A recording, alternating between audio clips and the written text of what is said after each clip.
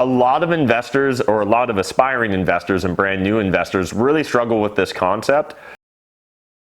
What is up, YouTube? Matt McKeever here, and in today's video, I'm going to be answering your questions. Seems like there's a lot of questions you guys have for me, so we recently asked my Instagram followers, and if you're not following me on Instagram, you can find me at Matt McKeever85. But I opened it up to my Instagram followers and said, ask me anything. I'm an open book. Let's dive into it. Let's do this. This is from Joyce330. They say, how did Matt McKeever discover investing in real estate investing? In depth into Matt McKeever's early years leading up to REI. The way I originally got introduced to the concept of real estate investing was in university. I was living in my fourth year with a group of guys in a house, and myself and one of my roommates, Jake, we both knew we wanted to be rich, but we didn't really know how to get rich. And we wanted to be entrepreneurs, but we weren't really sure what sort of business to start. And we were brainstorming one day, and it just kind of clicked for me. I was like, hey, Jake, your dad's rich. Ask him how to get rich, and hopefully he'll tell us how to get rich. And Jake's dad told us to read the book, Rich Dad, Poor Dad. That really was the gateway drug for me into the world of real estate investing. I'm so happy I discovered that book while I was in university. If I had a time machine, I'm sure I'd love to have discovered it even sooner. But at the end of the day, it was really Rich Dad, Poor Dad. And at that point in time, in the back of the book, I forget whether it was Jake's dad that wrote this or whether it was already in the Rich Dad book, but it had a list of additional books for us to go read. And so then I went and read The Millionaire Next Door and The Wealthy Barber and Cash Flow Quadrant. So those four books initially were really the roadmap I took that inspired me to get into real estate investing. Now, it ended up taking me another 3 to 4 years in order to actually go out and take action. And so that's a whole nother story that we can get into in another video, but it's really important that you guys understand that information is only one part of the equation. Information without action is really just entertainment. Information with action results in education, execution, and eventually the results that you seek. Swara J. Paul asks, for how long have you been growing your beard? I honestly don't know when I really last cut it, but I think it would have been at the start of the year is when I would have been clean shaven. I'm pretty sure that I shaved it all off. I could be wrong. I honestly don't really remember, but I'd say that this is about 6-8 months of like consistent, solid, focused growing. Kyle Donald 14 asks, what are the main things you tell someone who is about to start their first house hack? The first thing with house hacking is you're already doing it right because of the fact that you're focusing on house hacking. So already tip of the hat to you. But beyond that, it's really just about understanding what you're trying to accomplish. So a lot of people think house hacking has to look one way. In fact, it's a giant spectrum. So house hacking could be you buying a big house, living in one of the bedrooms, renting out the other bedrooms. It could be you buying a duplex, living in one of the units, renting out the other. It could be you buying a fourplex and putting the other 3 units up on Airbnb. So there's a variety of options when it comes to how you want to house hack. So I think what's really important is understand what your primary goals are when it comes to house hacking. Is it about reducing your cost of living to zero, or is it about just reducing your cost of living in general? And maybe you're not quite as extreme about it. I would really encourage everyone that's thinking about house hacking to consider going to the extreme and trying to live for free. I think there's something really special that happens to your personal finances when you're in a position where you're literally paying nothing for shelter. Because we know the average Canadian, according to Stats Canada, spends 34% of their income on shelter. So if you're getting shelter for free, you're already so far ahead of the competition that almost no one else can keep up to you in regards to savings. Jacob asks, is getting a job to show pay stubs worth it to secure a lending? A lot of investors or a lot of aspiring investors and brand new investors really struggle with this concept. Do I need a good job in order to get mortgages? And the answer is like yes and no. It really depends upon how you want to build your real estate portfolio. So if you want to qualify for everything, if you want everything to be in your name, if you don't want JV partners, if you don't want to deal with private lenders, if you don't want to deal with hard money loans, then yeah, you're probably going to need a good job and you're going to need to be able to qualify for those mortgages. However, that's really only going to allow you to build a lifestyle business in real estate. So you're never going to really be able to build an empire or truly a scalable business if you're only focused on your own qualifying and your own money.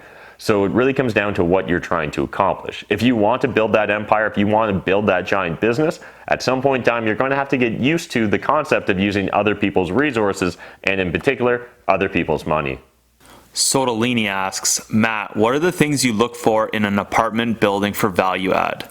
When it comes to apartment buildings in particular, buying them and what value adds we're looking at, first thing we're going to look at is where are the fair market values in regards to rents and where are the current rents. We're going to look at that spread. Then we're going to identify, do we think it's realistic that we might be able to turn over those units? Sometimes that's going to involve us talking to the management. Sometimes we'll be talking to the owners. Sometimes we'll be talking to the tenants direct, but getting a feel for, in general, if we were to ask or offer cash for keys to the tenants, would there be any interest? Can we negotiate with the seller to get vacant possession? Things like that are really what we're looking on. To a lesser extent, we'll look at the opportunity to add apartments. So for example, does it have a large laundry room? Does it have a big storage room? Does it have some dead space or maybe a common room that could be repurposed into an apartment building? Oftentimes that can also be a great value add, but it's a little bit more of a project than say just turnover and rent increases.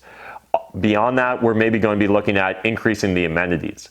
So you guys have heard me talk about in the past on my YouTube channel, but if we can add a dishwasher or laundry or both to a rental unit, oftentimes we can charge and command a premium in regards to rent. For a dishwasher, maybe $50, $100 a month, and for laundry, probably somewhere from $100 to $150 a month more in rent because of the fact that we've got those amenities in the unit. Sid Patel asks, what are the resources to find tenants, and how can we pre-screen tenants? How can I join Cashflow Tribe?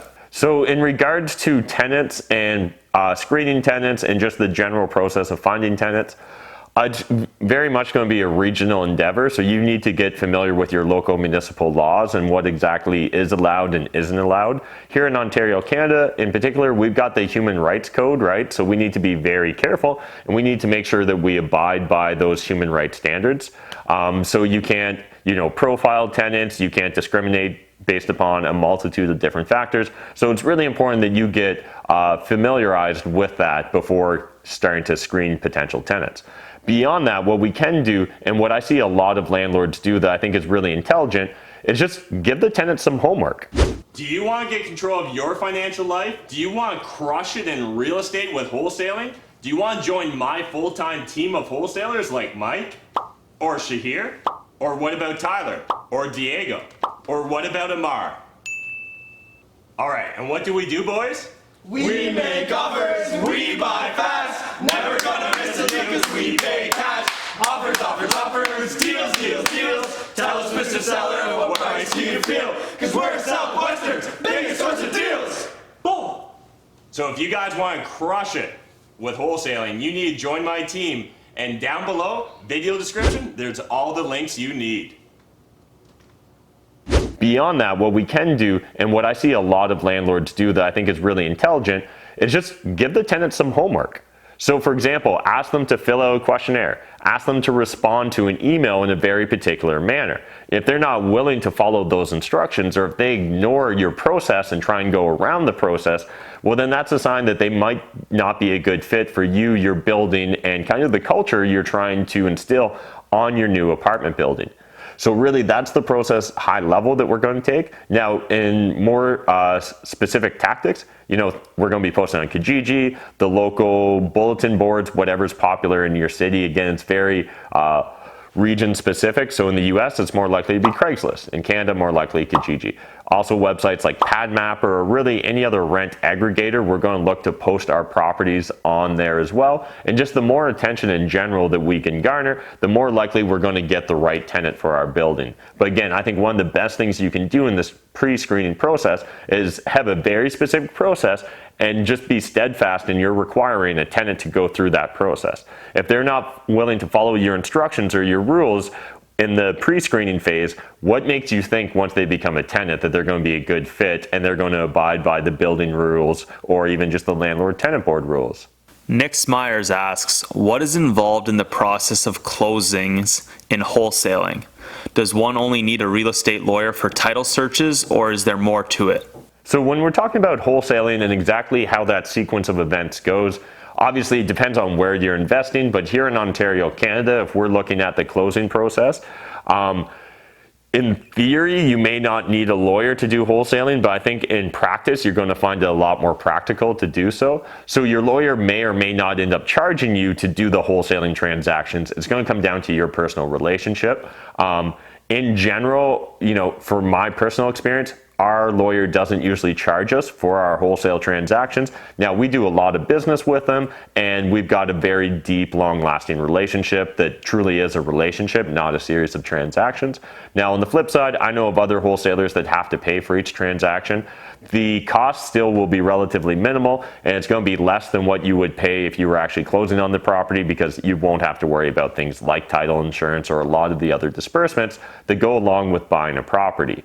So that's really how that process goes. Otherwise, high level, just from a conceptual standpoint, we're going to get a property under contract, then we're going to assign that to a new buyer, and that's essentially what wholesaling is. Then at the time of closing, most likely, depending upon how our contract's written, that's when we're going to get paid. So in general, we're going to babysit the process just to make sure it's a smooth transaction, make sure all parties stay in alignment with what the initial agreements were, and then day of closing we'll get paid. And again, depends on how you have your relationship with your lawyer, but you're not going to need things like title search if you're being a wholesaler on the transaction. Carter Wickens asks, is Windsor, Ontario a good place to start investing? So the biggest issue I have with questions like this is that, where's a good place to invest? What should I be looking for when I'm trying to invest? It actually comes down to us actually understanding what our goal is first.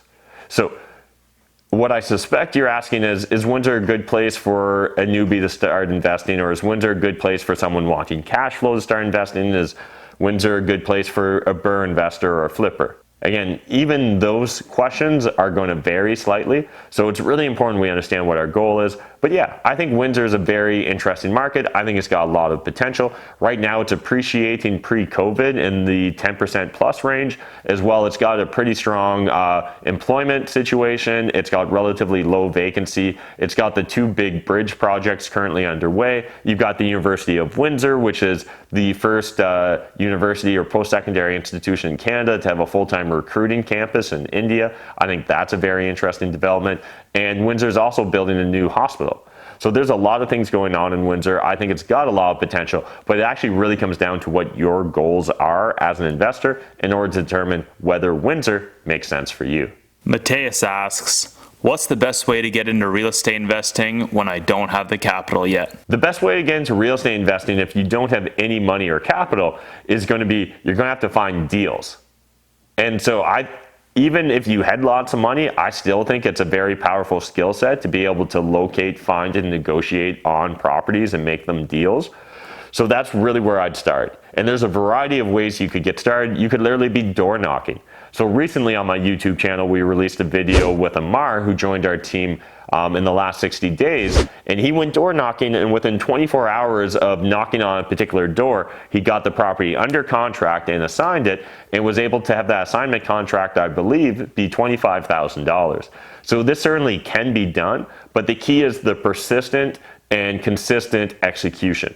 So far too often we find people, they go out and door knock for a weekend and then give up. Or they door knock for an extended period of time, but their heart's not really in it. So they knock on a door, but then immediately the moment a seller or a homeowner hesitates, they're like, oh, sorry to bother you. I didn't really mean to. I'll just move on, apologize. And that's really not moving the needle if you're trying to generate a deal.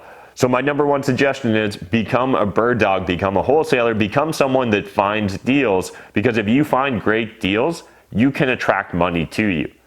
But the problem is a lot of new investors don't have money, don't have deals, and they just get lost in analysis paralysis, thinking there's some silver bullet or secret that's going to get them the success that they want. That doesn't exist, guys. So what you need to do is just put in the work, put in the effort, and go find some deals. And it's going to require you to make some offers. That's why I started 2020 with the theme, make more offers, get more deals.